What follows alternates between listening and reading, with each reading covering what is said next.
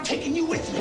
Millionaire Alec Baldwin falls for nightclub singer Kim Basinger again and again and again in The Marrying Man, a romantic comedy that's one of 5 new films we'll be reviewing this week on Siskel and Ebert. I'm Gene Siskel of the Chicago Tribune. And I'm Roger Ebert of the Chicago Sun-Times.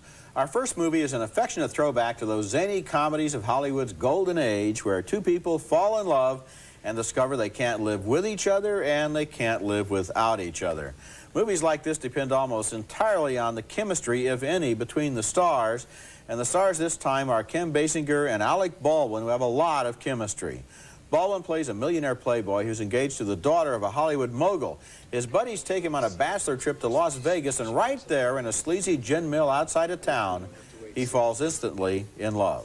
Birds do it, bees do it, even educated fleas do it. Let's do it, let's fall in love.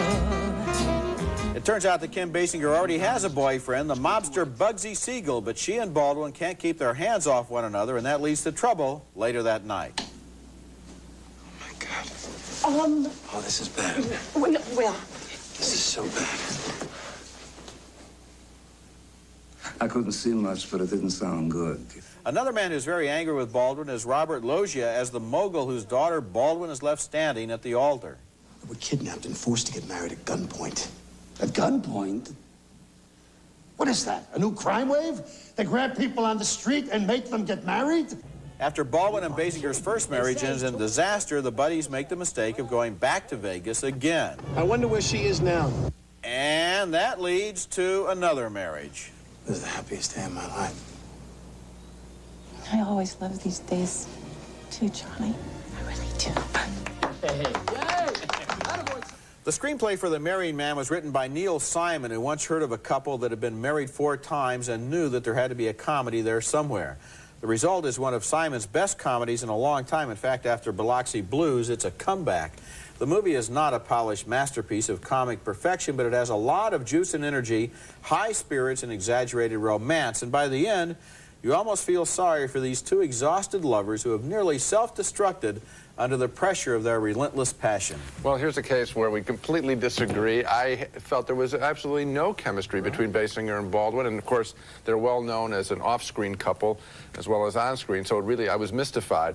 The moment comes, you know, the first scene that you showed when he sees her instantly, and we're supposed to accept that they are in love, and it didn't, they didn't wow me. I thought that neither character was very well written, that there was nothing actually for her to do. I compared her with the performance of Michelle Pfeiffer in The Fabulous Baker Boys, kind of similar stories, but not nearly as well written and not nearly as well performed. She didn't seem to be anybody to go crazy for. Well, maybe the problem then is that it's not the chemistry between them, but the chemistry between each of us in the screen, because yes. I picked up chemistry and you didn't. That's undebatable. I mean, I can't convince you you're wrong. I understand. You can't convince me I'm wrong. I thought that they did work together, that there were sparks, and that also there was a kind of a comic energy that was coming along in this movie about people who are just practically destroyed by this love that they have for one another that they cannot deal with. And I'm sitting there not feeling anything between them, and as a result, it seems like a very mechanical plot where, you know, they're in love, out of love, in love, out of love, and the supporting cast of all those movie cronies in the background, I thought those guys were really annoying. Okay. Our next film is called Career Opportunities, and this one caught me by surprise. It's John Hughes' latest script since Home Alone, and this one could be called Working Alone, a surprisingly touching comedy about an older adolescent young man who has a lousy home life. He hates his parents. They don't particularly like him. He's known as the town liar. He can't hold a job, as his siblings are only too eager to point out. You got canned again? well, he didn't get canned. You got fired. His last-ditch job is working as the night janitor in a department store where he's left alone. He goes nuts until he spots an unexpected visitor in the store who fell asleep there while shoplifting.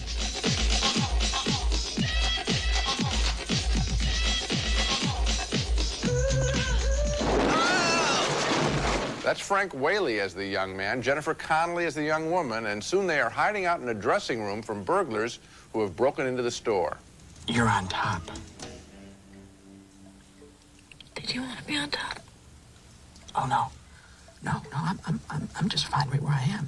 Now, what I like about the film has nothing to do with those scenes. Rather, it has to do with the two original characters presented here. The young man who has low self-esteem, but a stable family, and the young woman who has no rapport with her parents, but all the self-esteem in the world. Together, they find a common ground of respect during this one enchanted night. Career Opportunities is not a great movie. It ends much too abruptly. But I like these characters, and I think they stand for a lot of troubled young people. Yeah. To me, this movie was completely negligible. It was long at 80 minutes. The characters were absolutely without any interest at all, and that includes Jennifer Connelly, who was very beautiful to look at, and who was very good in that Dennis Hopper movie earlier last year. Frank Whaley, who was kind of a Eddie Bracken look-alike and kind of plays an Eddie Bracken character, seemed totally inexplicable in this film. I didn't understand where his personality was coming from, and every single thing that happens is completely manipulated, all about the burglars turning up, the cop and the father looking for the girl, the people who arrive and leave from the store and so forth. I just sat there in stunned disbelief at how completely lacking in any inspiration or interest this movie was from beginning to end. Well, let me tell you about the character that this Frank Whaley plays, because I thought that was kind of, I'll tell you what I think he's about, and I think he's about what a lot of young kids are about. And that is, obviously, his parents and he are in conflict. That happens a lot in adolescence. But the kid feels, he's called a town liar. I mean, he feels like he's dirt. And here comes this, this is the last person in the world. He danced with her for 5 seconds one time when they were forced to switch partners in a dancing class in school, and this was a high moment for him. Suddenly, they're trapped alone. They only are the ones that they can rely on, each other. And he becomes a man. Gene, you've described the plot, but I don't think anybody is going to go to this movie in order to get a nice little moral lesson about how the town moron suddenly gets a chance to go out with a pretty girl. I mean, this movie is apparently being sold as a comedy. It's not funny. It's being sold as a romance. It's not sexy. It's being sold as a thriller. It's not thrilling. There's nothing to recommend it except the fact that you learned a little lesson about human nature, you think, from this guy. I didn't learn a lesson. What I did is I saw two characters grow up during the course of the film. I mean, I knew the lesson before I walked in, but it's the same kind of story that you see in American Graffiti with a nerdy guy and a bombshell girl. It's a classic teenage story, and I like it. To use the words American Graffiti in the same sentence with Career Opportunities is, to me, utterly astonishing. Later in the show, John Malkovich and Andie MacDowell are broken in love in The Object of Beauty. And coming up next, the 5 heartbeats about the rise and fall of a rhythm and blues singing group.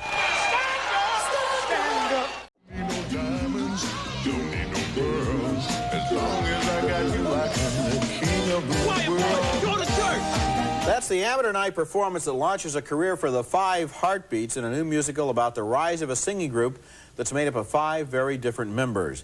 The movie was directed and co-written by Robert Townsend, who made a lot of waves with his debut film, Hollywood Shuffle, a few years ago. That was a send-up of Hollywood's favorite cliches about black actors. Now Townsend gets the chance to star in a role that is not as cliched as Duck, who is too shy to ask a girl out on a date. Can't dance. Don't know how to talk to women. He's a virgin. Look at that dumb little look on his face. The Heartbeats get some dance tips from an old hoofer played by show business veteran Harold Nicholas.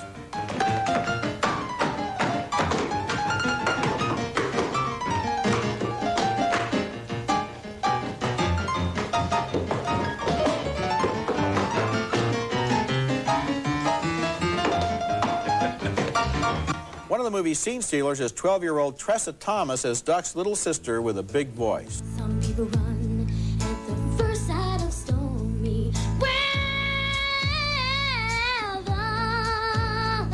The 5 Heartbeats tells the story of that singing group over a period of some 30 years as they hit the top, and then when Eddie, their lead singer, hits the skids. There is really too much story here for one movie, too many characters, too many years, and so there are some gaps in the narrative, but the energy in the film is joyous, the acting is strong, and after a slow start, I found I was really caring about these characters. And we continue our split view throughout the show, because this picture didn't touch me. I mean, I like films about musical acts getting together. I think a better film like this involving young women from about 18 years ago is a film called Sparkle, which I thought was a really special film, and I think if people are interested in this kind of picture, that would be one that they should rent. Here, I felt that all the storylines were kind of predictable. I mean, you got the one on drugs, and actually the one that I did like was the kid who gets involved in the church. I thought that was, may not be original, but at least it was freshly done.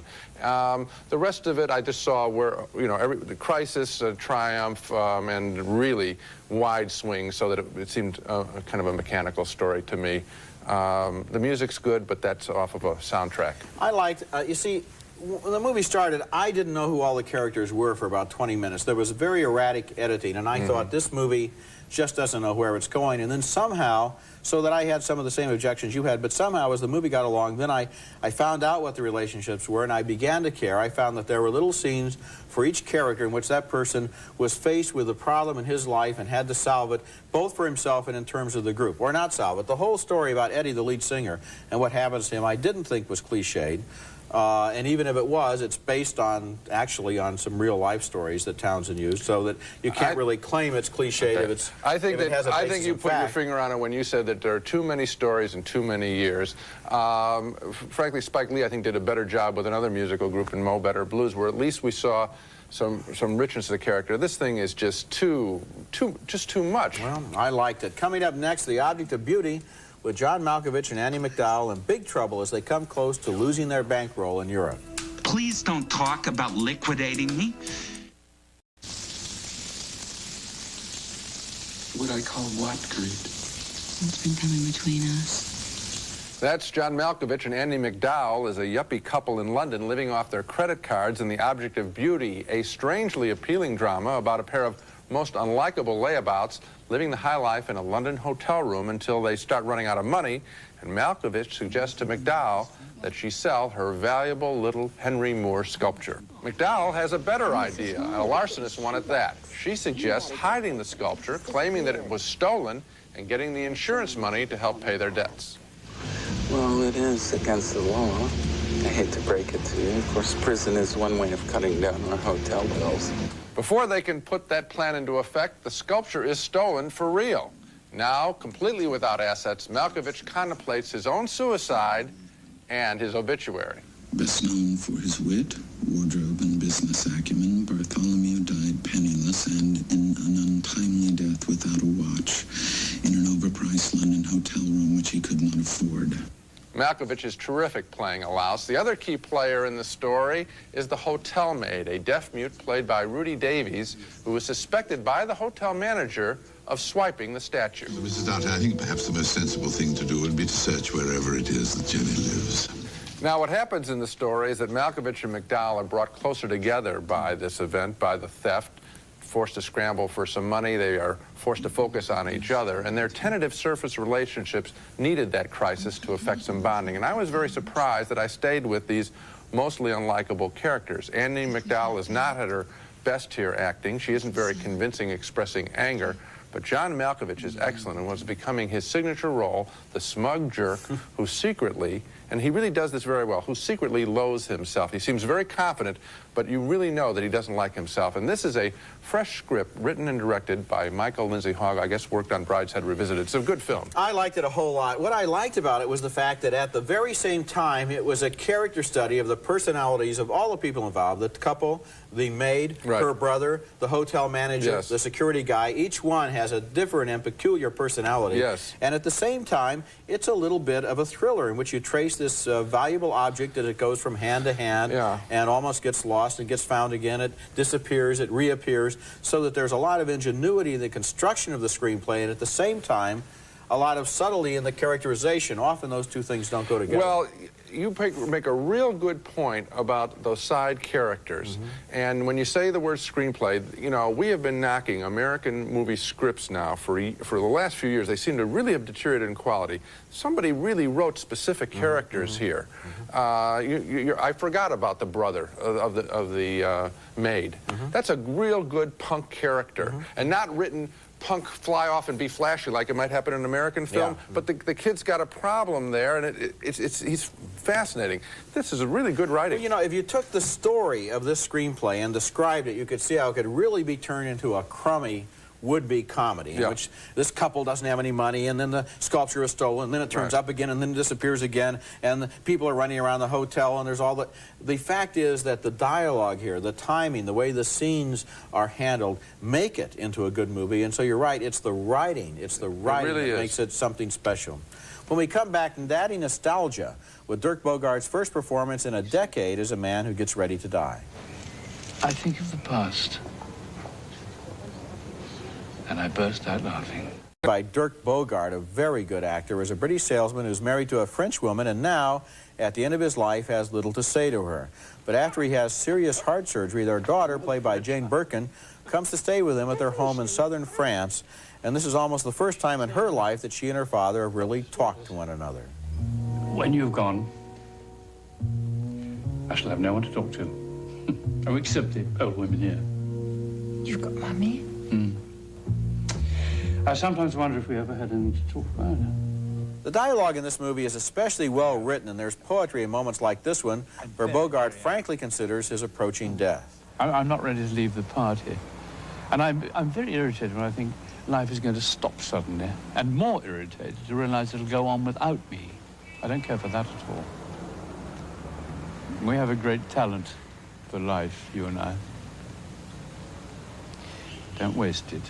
Daddy Nostalgia was directed by one of the best directors around right now, Bertrand Tavernier, who also made Round Midnight. It was written by his former wife, Colo Tavernier O'Hagan, about the death of her own father. So this is sort of an autobiographical film about saying goodbye. Dirk Bogart is perhaps the best actor Tavernier could have possibly chosen for this role, where he projects not only resignation but also intelligence, regret, and humor. What touched me was that the father and daughter did get the chance to say goodbye. What touched me even more was that the husband and wife were never quite able to cross the barrier between them. And that, I think, is really the greatness of this picture, because, again, I think normally, when you make a movie like this, the tendency is to wrap everything up neatly, and so that the husband and wife have at least one scene of mutual respect, and then there's hope in some way, you know, that he'll live on in their memory. No, this picture is written hard, but is also very tender. With the relationship between the father and the daughter is beautiful.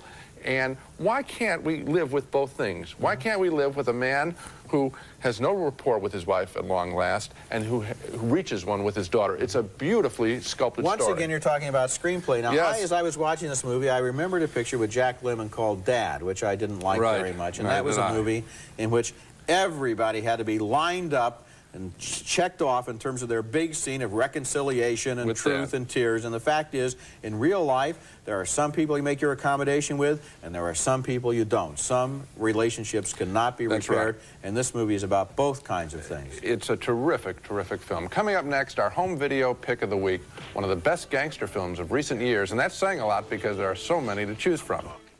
Two of the more interesting filmmakers around now are a couple of New Yorkers, Joel and Ethan Coen, who have made three fine films in a row: the thriller Blood Simple, the comedy Raising Arizona, and the gangster melodrama Miller's Crossing, which is just out now on home video.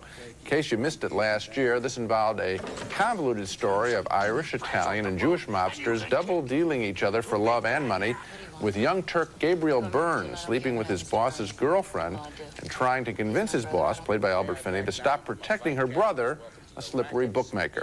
Gabriel Byrne is ostensibly the hero of this story, but like everyone else in this crazy power game, he is deeply flawed, and it's exciting to find such a character at the center of a movie, especially one as stylishly directed as Miller's Crossing. Now let's recap the movies we reviewed on this show. A split vote on The Marrying Man with Kim Basinger and Alec Baldwin.